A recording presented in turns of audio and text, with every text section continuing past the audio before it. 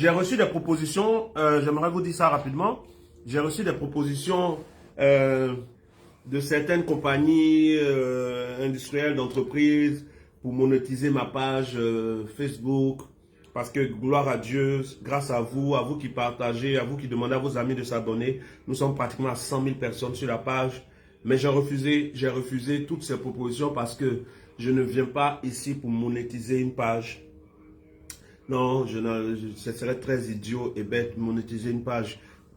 Que sert-il un homme de gagner le monde si personne n'aime? Dès l'instant que tu monétises ta page, vous allez voir les hommes de Dieu qui ont monétisé leur page. Mais c'est quoi même en fait l'argent même, franchement? Oh. Bon, regarde, tu monétises ta page. Mais la majeure partie des hommes de Dieu qui ont monétisé leur page sont des gens qui sont déjà riches à centaines de millions. Mais ils ne sont jamais satisfaits. Ils vont encore monétiser leur page.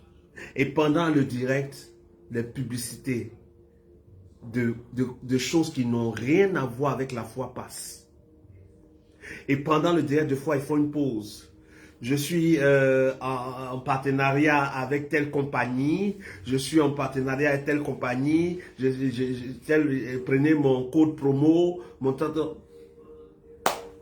Mais tu es un homme de Dieu, tu es connu. Tu as le droit de faire des affaires. C'est super.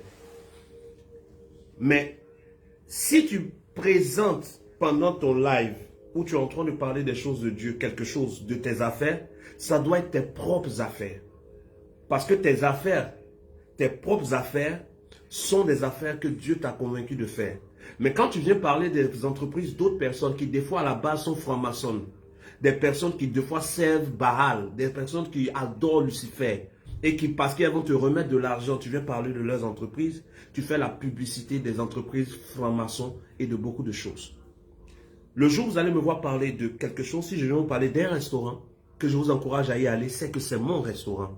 Et c'est Dieu qui m'a convaincu de faire le restaurant. Et donc je fais la promotion de ce que Dieu m'a confié parce qu'il a dit prenez soin de ce que vous avez. Si vous faites un direct, que vous êtes enfant de Dieu, vous êtes une lampe aussi, et que vous voulez parler de vos activités, vous pouvez en parler. Mais il faut que ce soit vos activités, vous qui craignez Dieu. Mais si vous, dans vos activités, vous parlez des activités des gens que vous ne maîtrisez pas, vous allez pousser des gens à entrer en contact avec des gens qui sont dans des choses pas possibles.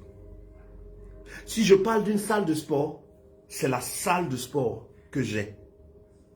Je ne vais pas parler de la salle de sport de quelqu'un d'autre et vous allez aller là-bas, quelqu'un va essayer de vous faire quelque chose. Ça, c'est ce que Dieu veut. Si David parle, il parle de ce que Dieu lui a donné. Mais je vais venir vous parler de... Oui, je vous parle d'un produit qui a fait sortir, a fait pousser ma barbe. Voilà. Et ce produit-là, je vous conseille de l'acheter parce qu'ils m'ont dit qu'ils vont me donner à chaque vente, par exemple, 500 000.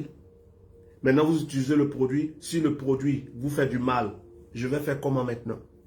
C'est ainsi que des hommes de Dieu ont encouragé des gens à entrer, à donner leur argent dans des tontines, à donner leur argent dans des investissements. Et quand les gens ont fui avec l'argent, ces hommes de Dieu ont dit que ce n'est pas de leur faute. Pourtant, eux-mêmes, ils ont pris déjà leur argent. Le jour où vous m'entendez parler de quelque chose ou d'un produit, que je vous dis c'est pour la barbe, tout ça que c'est moi-même, Dieu m'a donné la formule, Dieu m'a montré les plantes à utiliser, je les ai utilisées, ça a marché. Ou Dieu m'a fait utiliser moi-même, j'ai vu que c'est bon et puis je vous dis.